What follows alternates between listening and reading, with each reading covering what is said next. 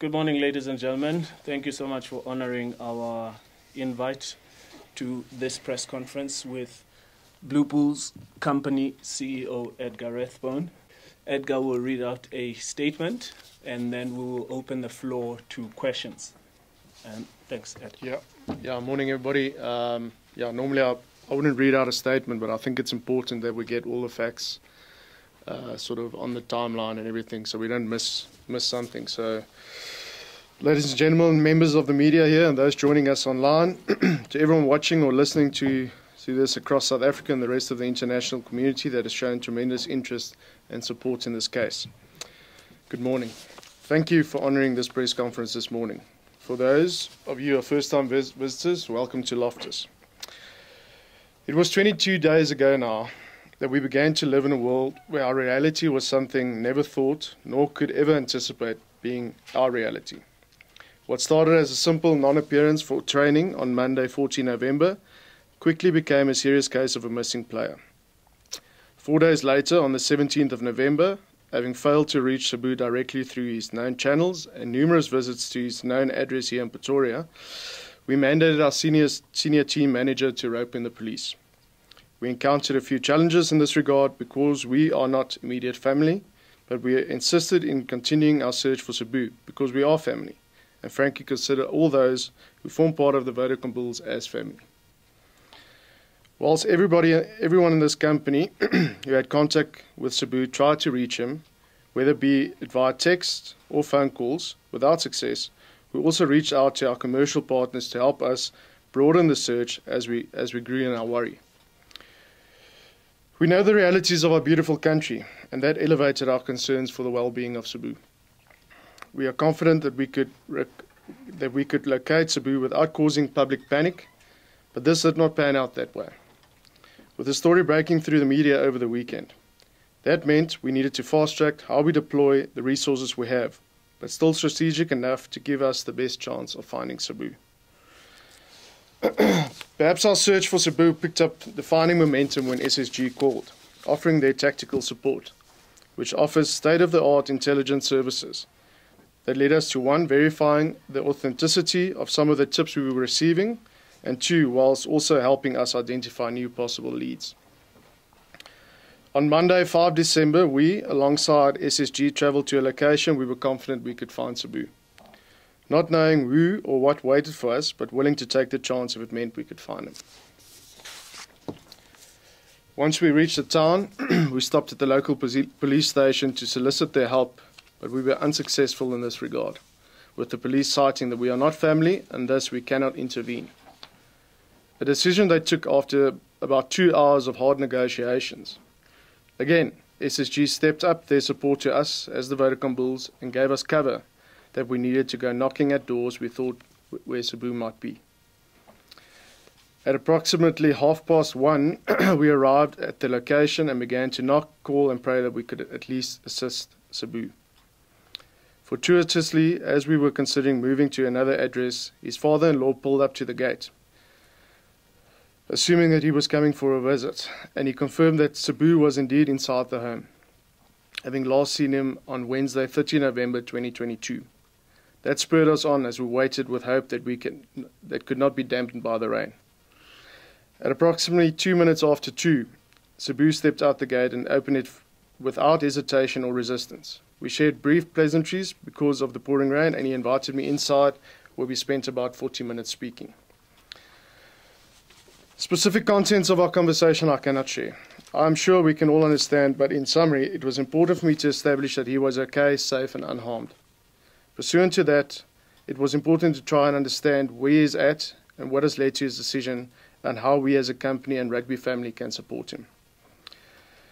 We were thrilled to find Sbu and incredibly relieved to see that he was alive. Equally, we were saddened to see him in the state that he was in, a gentle soul who was somewhat seen in a light dim owing to his current well-being.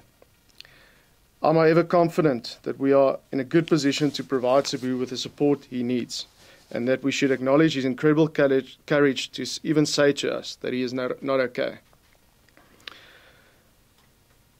Because he does not owe us that, and yet he did. A valuable lesson for me and those around Sbu, and one day this story will This story will champion and empower other men to have the courage and come out and say that I'm not okay. We would like to thank South Africans who joined us in prayer and those who asked how they could help. Thank you for those who used the media stables to help us spread the message. Now that Sbu is found and is going to be getting support that he needs, we ask that we as the community around him please offer him the space and privacy he needs to work on rebuilding his confidence and return to the Sbu we all know and love. Let us be kind and desist from making untoward remarks to what may only be harmful towards him and others in a similar position that have not found the courage to seek help. Finally, to all of you who are watching this, or who will have the opportunity to hear this, please be encouraged that it is okay not to feel okay. Seeking out help does not make you weak or less valuable. It is my belief that it makes you stronger, and it shows that you are brave enough to seek support, so please seek support. We as the Vodacom Bulls will now be exploring, alongside our supportive partners, support mechanisms that we can introduce in our rugby community, and this is hopefully the start of something great for South African rugby, because we are lucky today, but tomorrow intervention might be too late, and it's not something we want to be seen to become a reality. Thank you. All right, thank you, Ed. We will start with questions on the floor for about 10 to 15 minutes, depending on the appetite, and then we will come to everybody that is online, offer you the same courtesy, 10 to about 15 minutes. Perhaps by a show of hand, we could see who will take the first round. Brendan, you'll go first. Front row. Just first of all, where is Sbu now? Is he still with his parents? Correct. And what is the timeline going forward? I know it's a difficult thing to, but in terms of the support, when do you expect him to be back at Loftus? Look, Brendan, I think at this time it's difficult to put a timeline on it. I think we need to give him his space to get back to full health. We are arranging support and for the time that he's ready to get that support. And we are there to give him his space. And as I said to him yesterday as well, our goal is to get him back on a rugby field and feeling like a champion again. And even if that means it's not at the Vodacom Bulls and he needs to have a new start, then that's fine. But it's our job to get him ready. Just in your statement, you mentioned as well that you are hoping to find him alive. Obviously, the tip-offs you got has gotten information you got. I don't know if you can speak a bit about that. What made you feel that it might be a different course? I mean, was there something that came through in that information you received? Brendan, I think it's not. The tip-offs actually made us feel a bit more sort of confident that we would find him alive. I think the realities of living in South Africa, of what we've seen in the past with other rugby players, obviously you have that concern, and that was again why it was an unbelievable relief to see him yesterday alive and well. Cool. We'll go to the back and then we'll come to you. From Meyer from Pretoria, I think. Yes. You spoke about support mechanisms that you want to introduce in the rugby community. Is there a concern that maybe the players are maybe playing too much rugby and that there's not enough focus on their mental well-being? Yeah, look, I mean, there is fantastic support structures in place through my players and even us here with our own team psychologists and that. But I think this is just a wake-up call for everybody in sports again. I mean, in a space of I think about 12 months, we've now seen Michael Hooper withdrawing. We've seen Ben Stokes withdrawing. So I think it's a reality of professional sport. These are not machines; they're human beings. And there's a tremendous pressure from a day-to-day basis on them to perform. So I think it's just a wake-up call for all sports. Follow-up question? You good? Cool. Ramasha. Just to put on the record, there are no discussions by the Blue Bulls at the moment to terminate his contract, but instead you are going to give him all the necessary support to get back on the field and play for the Bulls. Correct. There's been a lot of questions. Sorry, you explained the timelines. There's been a lot of questions directed, at the Bulls in terms of how situation was handled, and the time it took to Yeah. to come forward with this missing information. Are you comfortable with the way you handled it? Could it have been better handled? Yeah, I mean, I think obviously we're not trained for scenarios like this, and yes, I'm sure we made mistakes along the way, but I think what we need to keep in mind through all of this is there's a player's reputation that needed to be managed as well, and then obviously his safety is also a concern. So I mean, it's finding the balance between those two elements. I mean, I think the steps that we took in terms of visiting all these known residences, contacting family members, I mean, myself phoning him basically every day on all the known numbers that we've got, in the end led us to the police, unfortunately, where, yeah, I mean, help wasn't really forthcoming. And then, like I said, luckily for us, our partners SSG stepped in and really gave this thing momentum, and the media, I mean, you guys as well, and that 48 hours later we were able to find them. So I was just going to say on a follow-up on Sbu's question, and also just to place it on the record, because as you know, there have been stories about Sbu in the past, disciplinary problems, why he left the Sharks, things like that. There was nothing in terms of that led to the situation. No. Percy? Sorry, Mr. Zulu, I want to ask a similar question. And can I ask you this question though? You mentioned the fact that you guys are now going to give him support now. Why only now for a big unit? Sorry, I need to be fair towards Sure. you, CEO, and as the Blues rugby union. But as rugby, why only now? Why did it need this situation for a rugby union, a prominent big rugby union like the Blues, to now suddenly decide we need to give a player support? Don't you guys in general give players support, mental support? So that's the points I made earlier, Percy. I mean, through my players, there's a massive support structure, and they actually do mental health screening on players on a regular basis. I think we're one of the few unions that actually employ a full-time psychologist. I mean, again, I'm not saying we haven't done enough. I think it's just sort of looking at yourself again and saying, what more could you have done?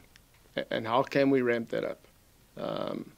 So there is support structures in place, but maybe we could even make that better.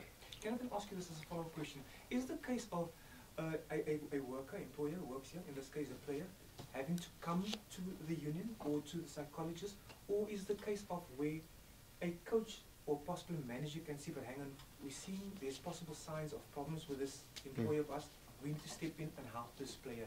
Is it from both sides, or do you guys have a responsibility to look at your clients? Your Yeah, look, Percy, I think it probably lies on both sides. You know, it's like in any relationship, whether it's with you, with your family, or something. There's always a responsibility from both parties to basically either pick it up or someone to say, "Listen, I'm struggling with something." Us as men are very good at it to hide stuff away and sort of make as if everything is fine. And I think that's obviously a flaw of us, and that's why I commend Sbu for saying, "Listen, I'm not okay." And then just on sorry. We'll go Sbu and then we'll come to you, Brendan. Cool, thanks. What are the thoughts of the director of rugby, Jake White? You know, he's got an elite Springbok Yeah.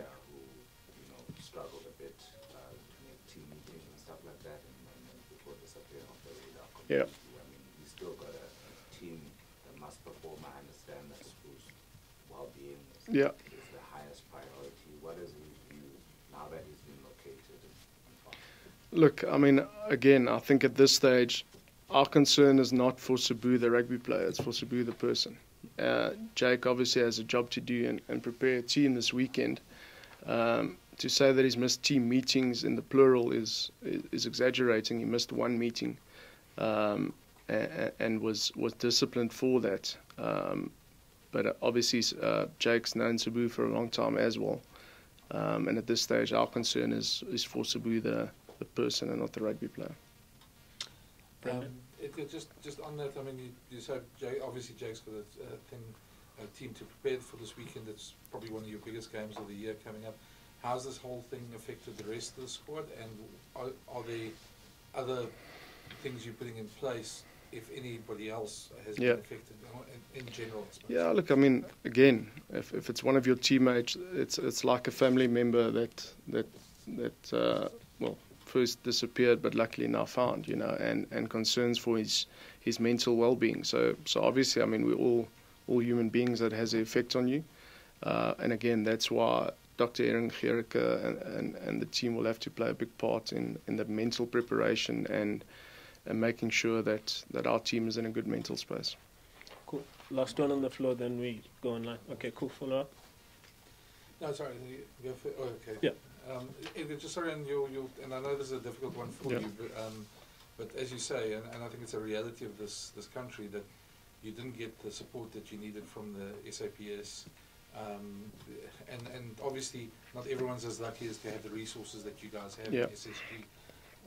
That obviously is disappointing, but that's a huge problem, I suppose, in a bigger context in this country. Yeah, I mean, and obviously they're following process in the sense that missing persons must be declared missing by family members, and that's possibly a flaw in our system. But it was frustrating, to say the least. But again, it worked out in the end. Cool. We'll come to our colleagues online. Simon, we'll start with you, and then after you, Craig, you can take the floor. Thanks, Simon. Thanks, guys. Good morning. There is a hell of a lot of emotion in this, and I do agree, and I have sympathy for that. But there's also another way that you have to look at this. This is, and you've touched on that, especially as far as the contract is concerned.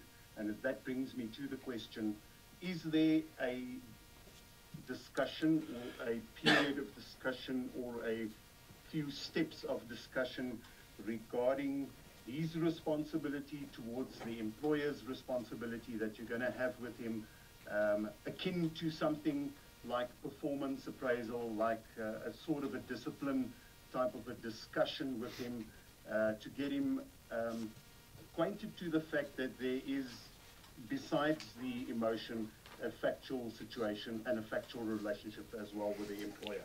Yeah, Simon, I mean, you're 100% correct. I mean, he's an employee of the company, and being absent without leave for 3 weeks does have consequences. But again, I think at this stage we're really missing the point if our concern is whether he's going to have a contract at the Bulls or not. We've got a player that's struggling with mental health issues and going through a really rough patch. And that should be our concern: is how do we get him on his feet again, and he can stand up and become the superstar rugby player that we all know he is. Thanks, Simon. Craig?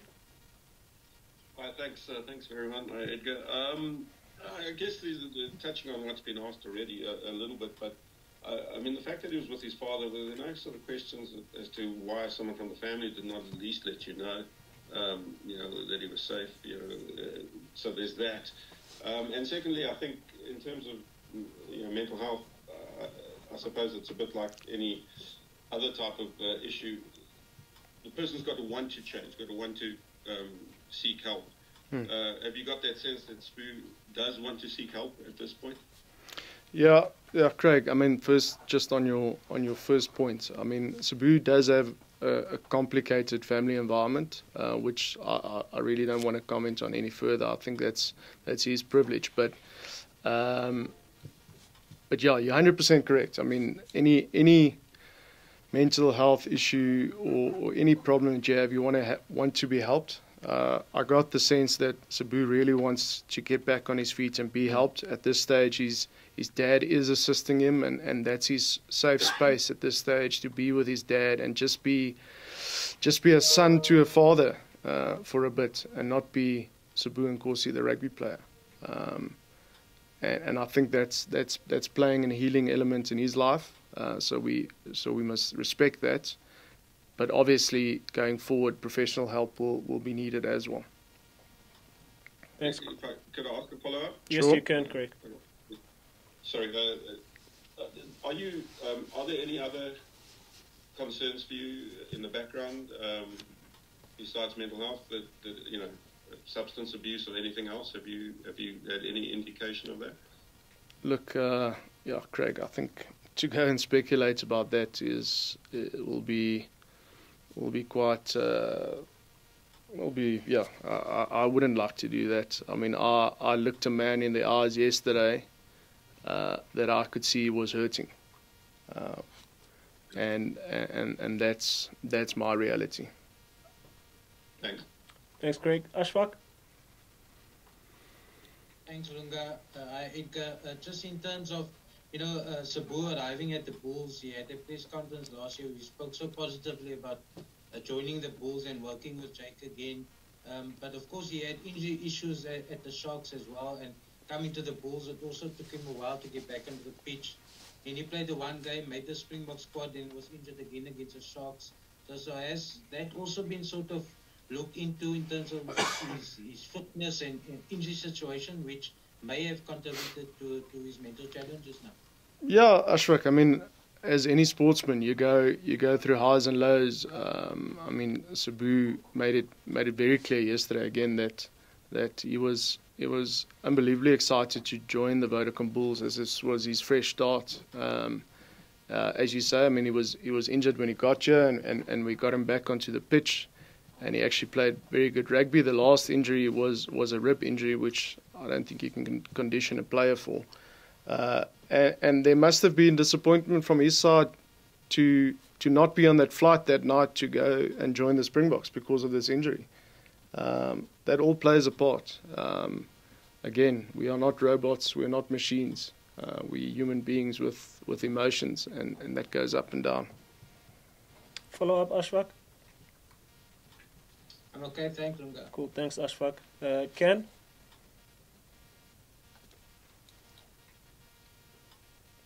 Remember to unmute, Ken. Thanks, Lunga. How's it? Sorry, I'm unmuted.